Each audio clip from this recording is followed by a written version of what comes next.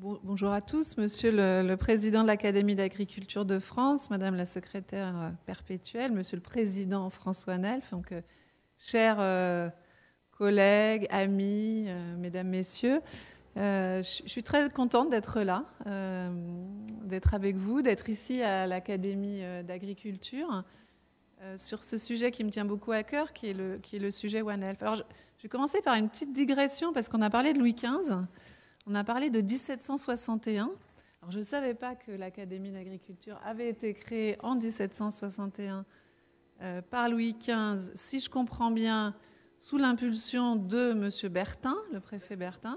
Eh bien, il se trouve, peut-être certains d'entre vous le savent, que l'école vétérinaire de Lyon, que j'ai dirigée pendant 5 ans, a été créée en 1761 sous l'impulsion de Claude Bourgelat, sous l'impulsion de Claude Bourgelat et de Bertin, de M. Bertin, qui était donc le préfet, enfin l'équivalent du préfet à Lyon à cette époque.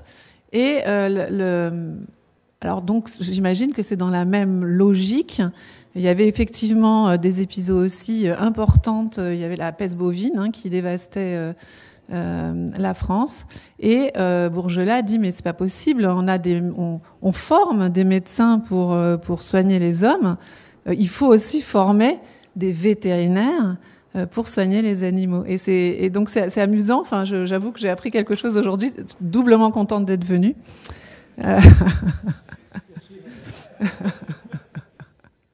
Voilà, donc très, très heureuse pour ça. Donc en effet, je suis très, très contente d'être là. Donc en tant que directrice générale de l'Organisation mondiale de la santé animale. Alors pour ceux qui n'auraient pas suivi, c'était avant l'OIE, l'Organisation internationale des épizooties, qui a changé son nom sous l'impulsion de la précédente directrice générale, Monique Éloy. Pour être plus clair, en fait, c'est vrai que l'Organisation internationale des épizooties, c'était pas forcément très compréhensible pour des, on va dire, non vétérinaires ou personnes ne connaissant pas l'élevage. Et du coup, là, c'est plus clair. On s'occupe, en effet, notre mission, c'est améliorer la santé animale dans le monde, la santé animale et le bien-être animal aussi, dans le monde. Et pour ça, on mène différents types d'actions.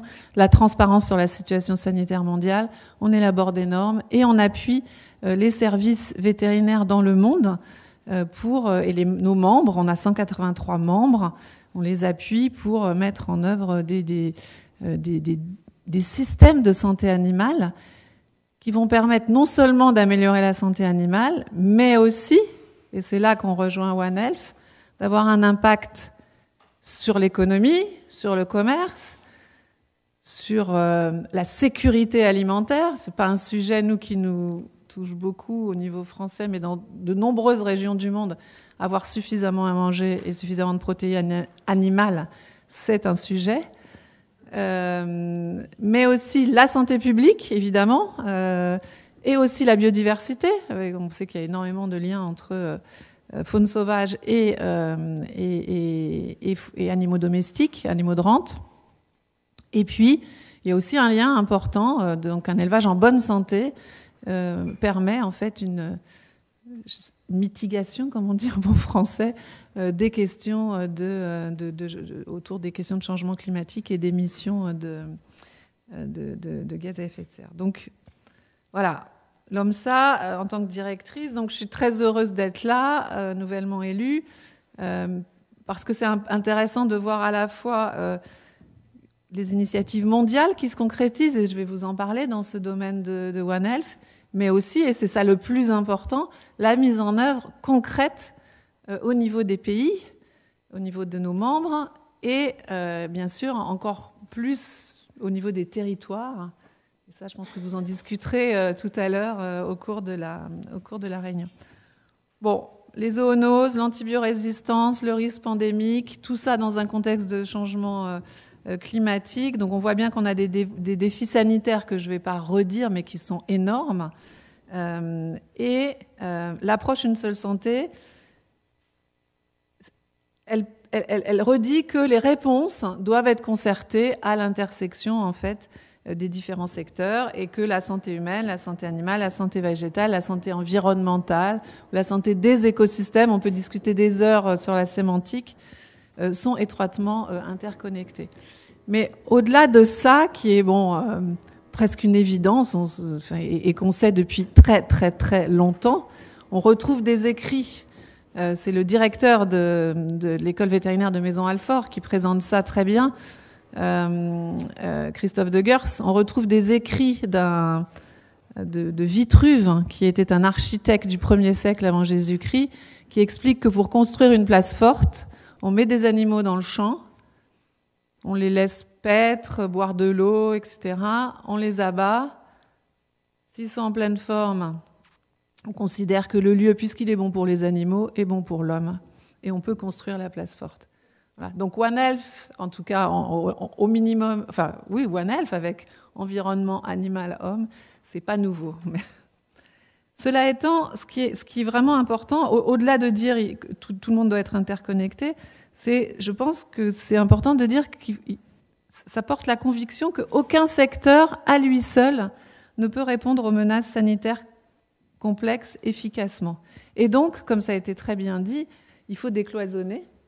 Il faut décloisonner les approches, repenser les modes de coopération, développer des solutions communes face à ces risques sanitaires qui exercent une pression croissante sur nos systèmes de santé. Alors, ça a été finalement remis sur le devant de la scène dans le cadre de la pandémie de Covid-19, qui a rappelé avec force cette nécessité. Cette crise de santé publique a été causée par un virus probablement d'origine animale, a souligné l'urgence de renforcer la collaboration entre les secteurs, santé humaine, santé animale, santé environnementale.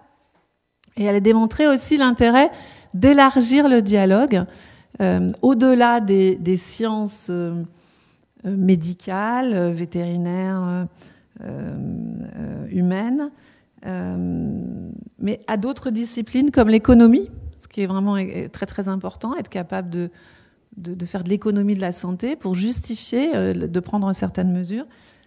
Les sciences sociales, parfois on sait ce qu'il faut faire, mais on n'arrive pas à faire en sorte que les gens changent de comportement. Donc ça c'est aussi très important pour une approche plus globale et plus holistique. Sur le Covid-19, vous avez dit que on n'avait pas su utiliser les capacités vétérinaires. Alors ça a été vrai au début, ça a été rectifié. Moi j'étais à l'époque donc directrice de VétaGrosSup. Effectivement, tout de suite on a proposé nos laboratoires. Moi j'ai un beau laboratoire de virologie et les PCR en masse, on sait faire ça dans les laboratoires vétérinaires. On fait ça toute la journée pour le bétail, donc pour la prophylaxie. Voilà. Donc on a tout de suite proposé nos services. On nous a dit non, vous n'êtes pas, vous êtes vétérinaire, vous n'êtes pas biologiste, bon, c'est pas possible, il y a des décrets qui font que, etc. Heureusement, le président de la République, bien conseillé, a permis que les choses évoluent. Et nous, très concrètement, à l'école Veto à Lyon, on a fait, j'ai plus en tête le nombre d'analyses, mais on a travaillé. Alors, on était un peu en prestation de service, c'est vrai, mais on a travaillé pour des hôpitaux, pour des cliniques, et on a fait un nombre incalculable de tests Covid. Donc, on a quand même pu... Bon, mais c'est vrai que ça a été un petit peu compliqué au début. Donc, l'approche Une seule santé, ça prône l'inclusion, la coopération à tous les niveaux du gouvernement et de la société. Et donc, vraiment, l'impact réside dans la capacité à transformer en profondeur les mécanismes qui permettent d'anticiper, de prévenir et de répondre aux risques sanitaires. Il ne s'agit pas seulement de dire qu'il faut travailler ensemble, il faut aussi mettre en place les structures, les outils, la gouvernance qui fait qu'on va travailler ensemble. Sinon, ça dépend trop des hommes et des femmes qui sont autour de la table. On peut avoir des gens de bonne volonté et puis paf, ils disparaissent. Donc il faut quand même travailler un peu à la structuration, à la gouvernance de tout ça. Mais en tout cas, ce qui est très encourageant aujourd'hui, c'est de voir la diversité des participants à cette à cette manifestation, société civile, dirigeants d'entreprise, décideurs politiques, chercheurs, agriculteurs. Donc vous êtes tous là et ça reflète bien l'esprit de la démarche One Health, parce que c'est ensemble, dans un dialogue ouvert et constructif, qu'on peut relever les défis sanitaires et futurs. Alors sur le plan international, l'OMSA, l'OIE défend depuis longtemps, et avec l'OMS, les bénéfices d'une telle approche, mais il y a eu une formalisation qui est plus récente des partenariats entre acteurs mondiaux. Donc on peut notamment citer ce qu'on appelle la quadripartite, donc la collaboration quadripartite, une seule santé, entre les grandes organisations internationales que sont l'Organisation mondiale de la santé, la FAO, j'ai toujours un doute sur l'Organisation des Nations Unies pour l'alimentation et l'agriculture, donc la FAO, et le Programme des Nations Unies pour l'environnement, donc le PNUE, et puis l'Organisation mondiale de la santé animale. Donc nous travaillons de manière très étroite. Nous avons signé un partenariat, nous avons un secrétariat commun et nous menons des actions communes parce qu'il ne s'agit pas de demander à nos membres de travailler ensemble si nous-mêmes, au niveau international, on n'est pas capable de le faire. Je ne vous dis pas que c'est facile, c'est comme au niveau national. Voilà. Chacun est beaucoup plus à l'aise dans son secteur, forcément. C'est toujours plus compliqué d'aller voir à l'extérieur, mais là aussi, on a mis en place des mécanismes qui, quelque part, nous obligent à travailler ensemble sur un certain nombre de sujets.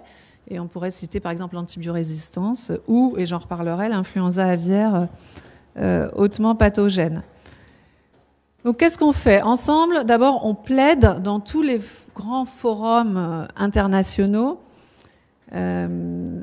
pour que les décideurs nationaux s'engagent à mettre en place des politiques et des actions coordonnées entre les secteurs de la santé humaine, de la santé animale et de la santé environnementale. Donc moi, depuis que je suis arrivée, par exemple, je suis allée à New York, aux Nations Unies.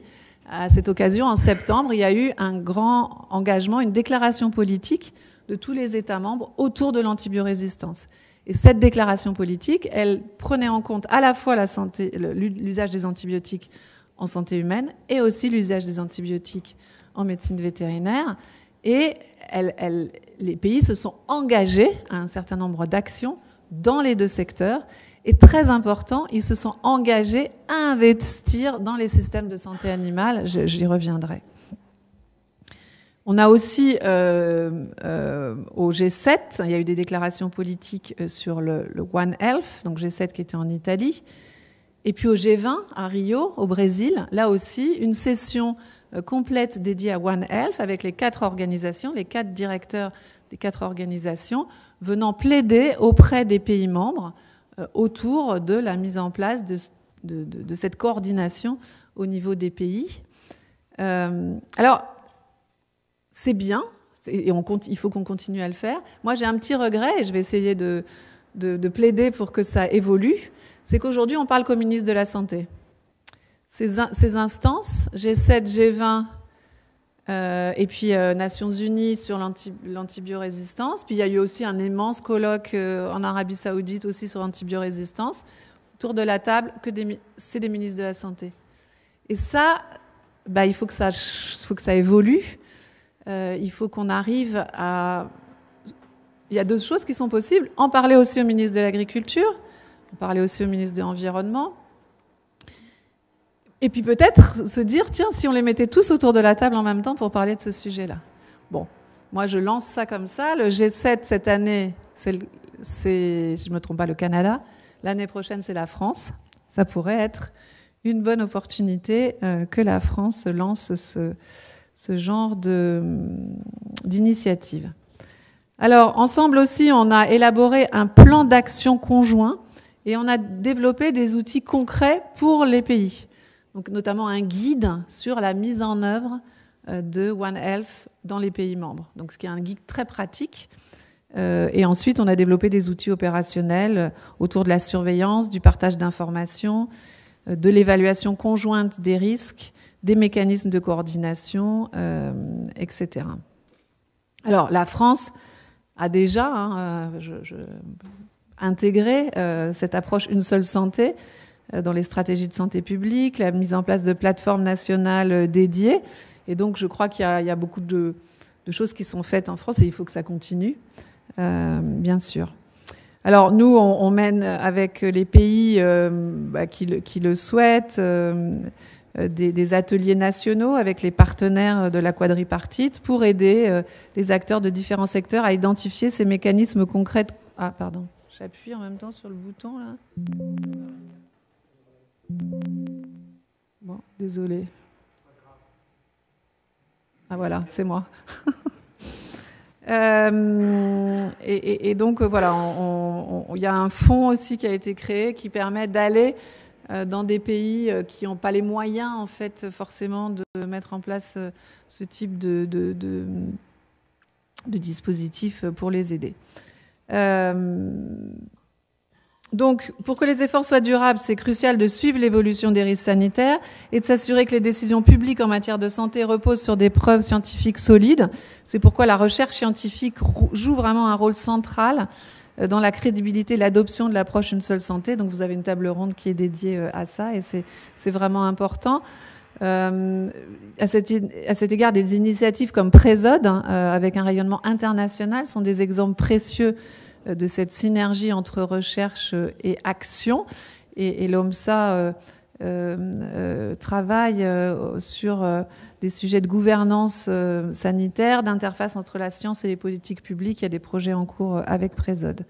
Et puis, bien sûr, je veux citer aussi au niveau international le groupe d'experts de haut niveau Une seule santé, le fameux OLEP, qui a été créé en 2021, qui fournit des avis scientifiques aux partenaires et à la quadripartite afin que l'assistance technique au pays se fonde sur des preuves scientifiques.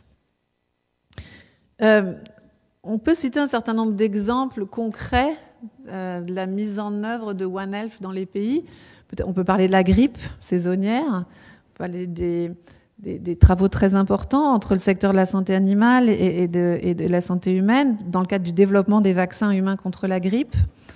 On peut aussi parler de l'influenza aviaire hautement pathogène. Vous savez qu'on est à un stade où on considère que le risque de transmission à l'homme reste faible. Néanmoins, la situation est inquiétante avec la situation notamment aux États-Unis et avec la présence d'influenza aviaire dans le cheptel bovin et des transmissions à de très nombreuses espèces et des transmissions à l'homme qui sont quand même assez fréquentes, même si à ce stade, on n'a pas de transmission interhumaine. C'est vraiment un sujet pour moi qui doit être traité One Health, même si pour l'instant, encore une fois, on touche du bois, mais il y a une nécessité de travailler ensemble à la surveillance, de travailler ensemble aux mesures de gestion, aux mesures de prévention. Et on sait que les mesures de prévention, c'est la biosécurité, mais on sait qu'on a d'autres outils. Et là, je voudrais rappeler voilà, dire que la vaccination est un outil, que la France l'a choisi, et dire que ce choix, il a été fait pour des considérations sanitaires de santé animale, économiques, parce que ça avait des impacts économiques très importants, environnementaux. Je vous rappelle qu'on a abattu et donc jeté finalement 22 millions de volailles en 2021, 2022, mais aussi de santé publique et en lien avec les collègues du ministère de la Santé. Alors là, je rechange un peu de casquette, parce qu'à l'époque, j'étais en France. Maintenant, je ne suis plus en France. Mais c'était aussi avec une volonté de réduire l'exposition de l'homme au virus. Donc on voit bien l'intérêt de travailler ensemble sur certains sujets, et notamment l'influenza. Donc, outre le secteur de la recherche, l'approche Une seule santé doit mieux impliquer l'ensemble des parties prenantes, société civile, entreprises privées. Donc là, je voudrais insister aussi l'importance du partenariat public-privé dans ces questions de sujets de santé animale, de santé en général. Et donc, vous dire qu'à l'OMSA, on travaille beaucoup sur cette question du partenariat public-privé, chacun dans son rôle, mais qu'il est important d'avoir autour de la table des acteurs du secteur privé, que ce soit le secteur de la production ou le secteur du médicament. Voilà, je ne vais pas être plus long. Je pense qu'il faut faire attention quand on parle d'une seule santé à pas trop rester sur la méthode, et elle est hyper importante, mais aussi l'opérationnaliser ou la faire comprendre aux gens en utilisant des exemples, parce que sinon on reste trop théorique. Ça, c'est un peu, je trouve qu'on a un peu ce défaut aujourd'hui, notamment dans les organisations internationales. Et moi, ce sur quoi je voudrais insister ici aujourd'hui, c'est quand on parle de One, qu'il est important de toujours se rappeler qu'il est important d'investir dans les services vétérinaires, dans les systèmes de santé animale dans les pays. En France, et en Europe, de manière générale, on a des systèmes qui tiennent bien la route, qui sont solides. Ce n'est pas le cas dans de nombreux pays. Quand on regarde les résultats de notre observatoire, on voit que sur les dernières réévaluations des systèmes de santé animale qui ont été faites, on a des systèmes de santé optimales, donc sur une quarantaine d'évaluations qui ont été faites, que dans 5 à 7% des pays, ce qui veut quand même dire que la situation n'est pas bonne. Et quand on veut lutter contre la rage, on a intérêt à vacciner les animaux, les chiens et les chats. Encore 60 000 enfants qui meurent de la rage chaque année, quand même, dans le monde, alors qu'on a des vaccins qui marchent bien. Quand on veut lutter contre l'antibiorésistance, il faut travailler aussi sur le secteur de la santé animale. Si on veut prévenir la pandémie qui serait liée à l'influenza aviaire, il faut réduire l'exposition liée à l'influenza aviaire dans le monde. Donc, c'est vraiment important, et c'est ce que j'essaye de faire depuis que je suis nommée, de convaincre les décideurs politiques que pour améliorer la santé publique, il faut mettre les moyens dans les systèmes de santé animale. Merci beaucoup. Merci.